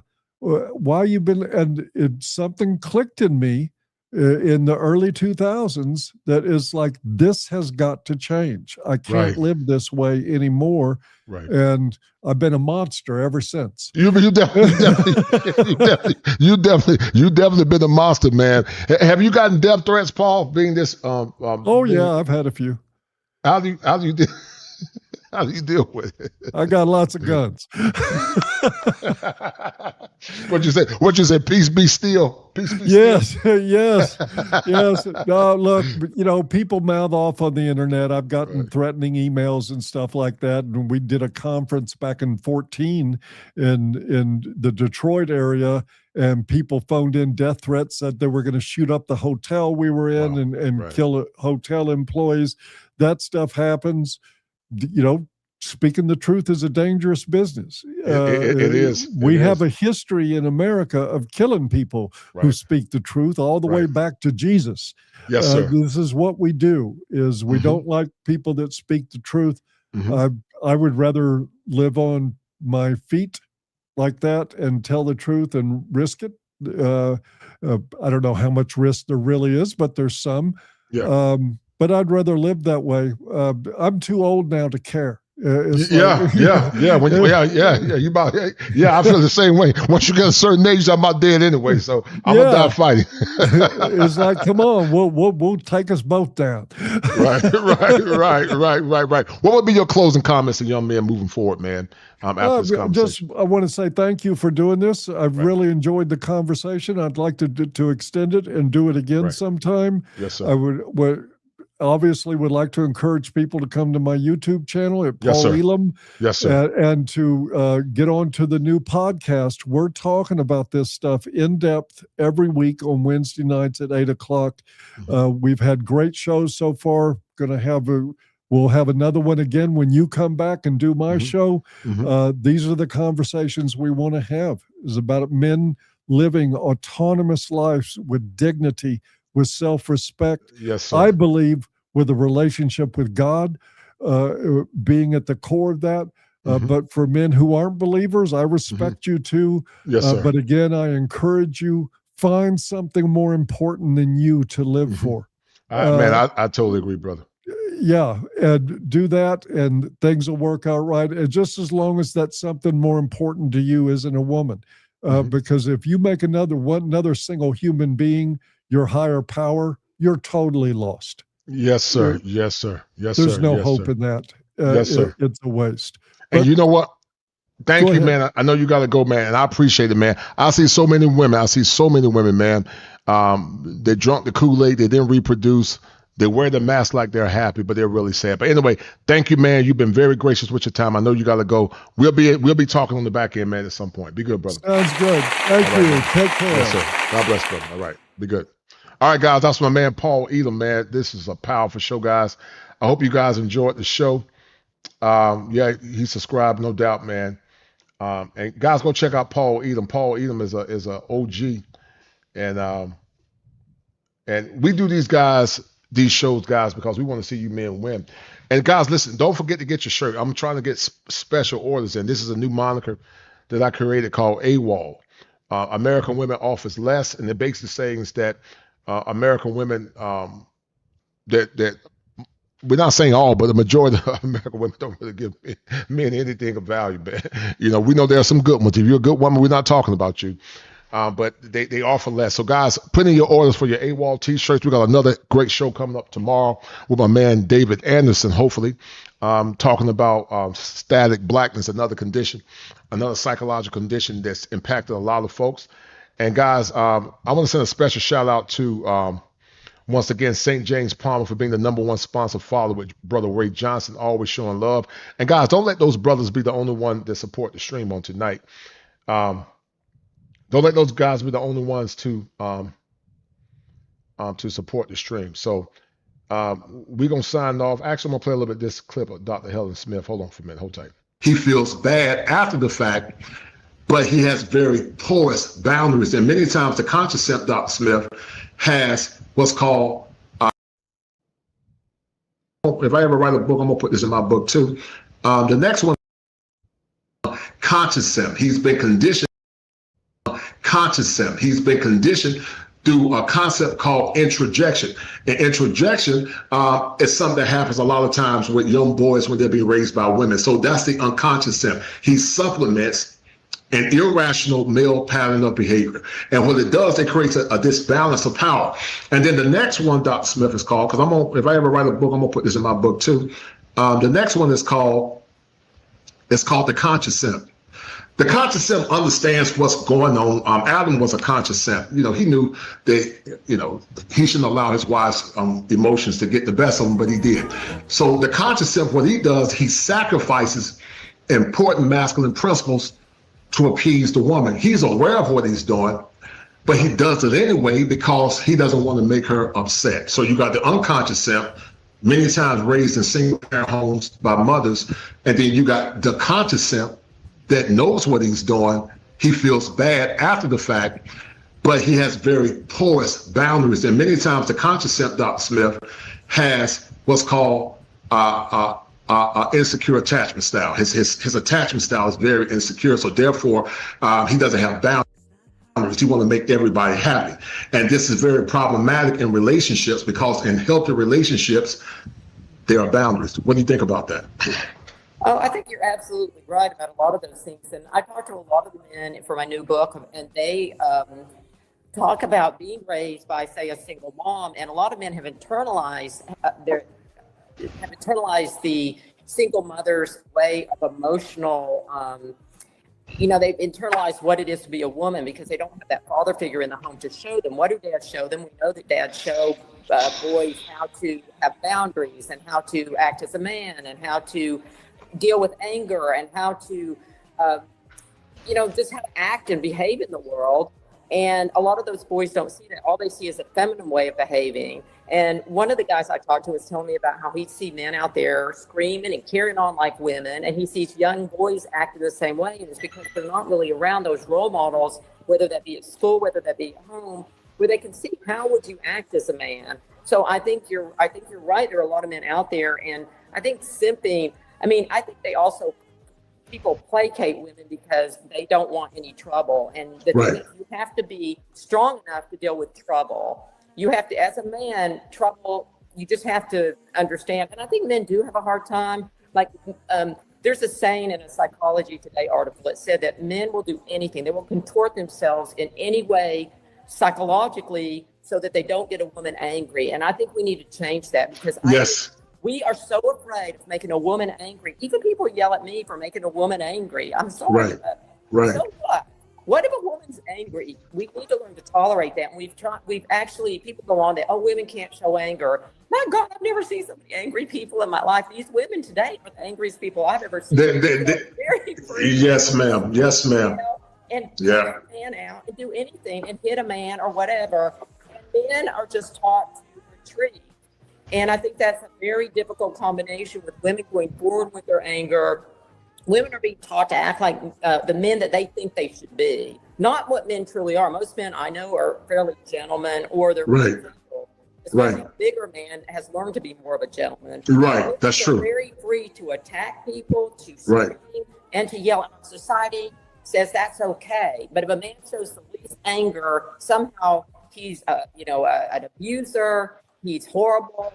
And I think we're so afraid of male anger, and we're so conditioning of female anger and saying that that's okay in our society because we are trying to empower women in this false empowerment. It's not empowerment. It's about driving men away. And I think that's what your shows are about. They're about how women are driving men away and men are retreating and they're just doing their own thing. But at the same time, it's driving people apart, and it makes for a very difficult society, and we don't trust each other anymore. And I think it's harmful and it's sad. And I think also, Dr. Smith, if you look at, and guys, go check out Dr. Smith's book, his site. Put the link, Dr. Smith. You have the link to your books. I'm gonna let the guys go get your books, and I can put it up for you. But this has been going on since the advent of the 90s, the 80s with Oprah and Dr. Phil and Sally Jesse Raphael. So that's why I say it hadn't gotten better, it's gotten worse. So when you see a cancer metastasizing, it's not that you're saying that, I'm gonna hope that the cancer goes away. You just realize that it is what it is, and you're going through an existentialist crisis, and there's nothing you can do about it. And so what a lot of men say, that in order for the crisis to change, then we can either burn the cancer out or we got to start all over again. And that's what a lot of men are saying. We're to start all over again. Maybe the next generation will get it, because men want to be happy. They want relationships. They want marriages. But this new generation of men now, they don't care about that stuff. They don't care. And I've talked to young men, and there's 2 chapters in my book, and this is the new book. It's his side, and there's young, middle-aged, and older men. And 2 of the chapters in there are about young men, particularly for there's a chapter on regular guys, and then there's a chapter on fraternity men. And all of these guys, these young men in their early 20s, they understand what's happening. When I talk to them, they know, and they all say that their girlfriends are liberal, but they really do understand what's happening. And a lot of these guys are like really wondering if they even should get married to these types of women. And so I think before they didn't understand, now they do. And, I think that awareness and that education and helping men, like in the way you're trying to help men, I think that men are becoming more educated.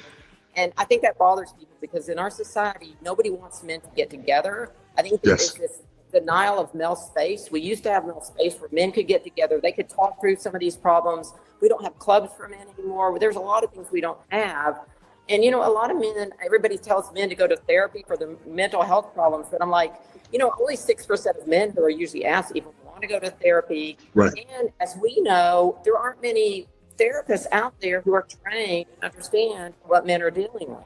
Yes. And they don't care because many therapists are trained. It actually just got so bad now, Dr. Smith. There was a lady, and I think she was from England, I believe, and she was talking about how academia now is training women intentionally, and also men, to be more towards the liberal side and not to be rational and objective in disseminating clinical treatment. And so I'm going to try to get that later on my show as well, but it's basically talking about now they're not objective. They're trying to teach therapists to see things through the feminist theory lens or the Duluth model. They're not telling them to look at therapy objectively without bias, but they're training them basically to be social justice warriors. Yes, ma'am. Yep. The continuing education class, I just get appalled because they'll start talking about this kind of stuff, about how you're supposed to be a social justice warrior. And I'm like, I'm not out there as a social justice warrior. I'm out there trying to help somebody. Right. What is their problem? And I think part of that is we've gone away from the individual, and men are more individualistic. The men I talk to for my book, they are more.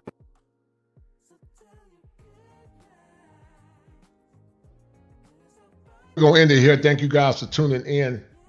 Shout out to my man XL Pro in the house with that $10 super chat. Shout out to my dear brother XL Pro showing some love on tonight. Shout out to the #1 sponsor all the way from Rockaway. I'm gonna say Rockaway, New York, my man St. James Palmer, and all the way from the West Coast, brother R. Johnson. Man, I really appreciate you guys for tuning in. Guys, I hope y'all enjoyed the show. Please hype the video. Go subscribe to Paul Elam. I knew about Paul years ago. Always wanted to get him on my show. I saw him on Jeff St. James' show. And he's definitely been somebody that I have been trying to get in contact with for a while, but not a while, but somebody I thought about after I saw him do a show with Dr. Helen Smith. So, guys, go hit the like button, go share the stream. Make sure you guys donate to the channel. Hype the video. Share this video, guys, with at least 10 like-minded men and women that believe in what I believe in, and also men that are looking for answers and solutions. And guys, thank y'all for tuning in. I hope you guys enjoyed the show. It took a lot of time to put this show together, but I do have I am coming back tomorrow with hold tight. I am coming back tomorrow with I plan to come back with my man Dave Anderson from the Business Bully. So I plan to come back with him on tomorrow, guys. And man, if you want to get your AWOL t-shirts, I'm gonna try to put this merch up soon at some point. To you guys that are listening, I got my Chicken George State University t-shirt. If y'all want to see the Chicken George State University t-shirt, let me know, and I'll show it to y'all, man. But share this stream and hype the video up. And guys, if you enjoyed the stream, I hope you guys enjoyed the stream, and I hope you guys enjoyed the conversation. Go subscribe to Paul Elam. And guys, we are going to be signing off. So hype the video, guys. Share the stream. If you like the video, guys, hit the like button. So we're about to sign off, guys. And this has been another classic. And I'm going to be seeing you guys. I'm going to be seeing you guys at some point soon. So thank you guys for tuning in once again. 55 minutes after the hour of 9 o'clock, guys. This was another classic with brother Paul Elam. Why Compromised Men Never Benefit from Defective Women was the title of the show. Hit the like button, guys. Share the stream. And let's keep this conversation going, because your very existence is at hand.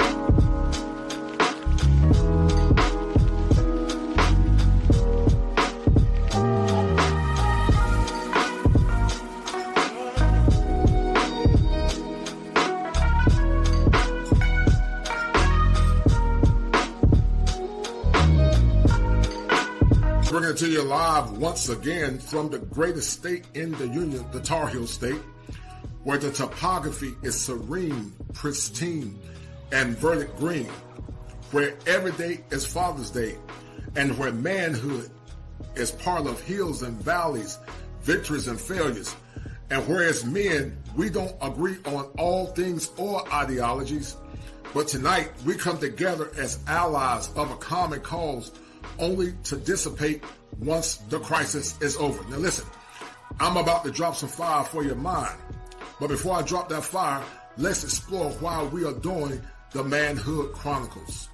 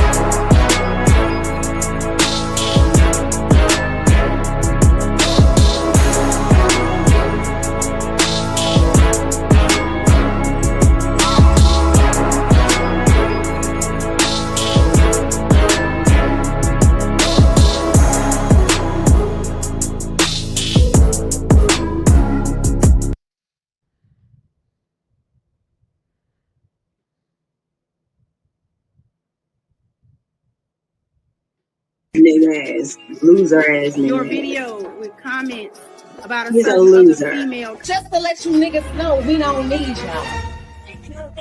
We want y'all, but we don't need you. 20 years later. Our black men, we want all y'all back. Because we love you, we see you, kings. And most importantly, we need you. And most importantly, we need you. And most importantly, we need you. You can't. If you a that's for the streets. You can't delete the ski. You can't delete the ski. Fire for your mind. Kosher Clinician. If it ain't 7, it ain't kosher. Heaven and hell, that's what they told you. Real men put the strap down and we can toss them. Young heads picking back up and young dolphins. This is our culture. Now we talking kosher. Clinician, masculinity issues. Absent fathers who miss you. Mama drama don't kiss you. All a part of the ritual. This is how they get you. Separate the men, women, clipping babies pretend to. Damn. Lovers, haters, acting like vultures. If it ain't 7, it ain't kosher. If it ain't kosher, ain't right, gotta divorce us. If it ain't 7, it ain't kosher. If it ain't kosher, ain't right, gotta divorce us. If it ain't 7, it ain't kosher. If it ain't kosher, ain't right, gotta divorce us. This is Kosher Condition. 7 wonders, the whole world gotta listen. This is Kosher Condition. 7 wonders, the whole world gotta listen. This is Kosher Condition. 7 wonders, the whole world gotta listen. This is Kosher Condition. 7 wonders, the whole world gotta listen. Listen.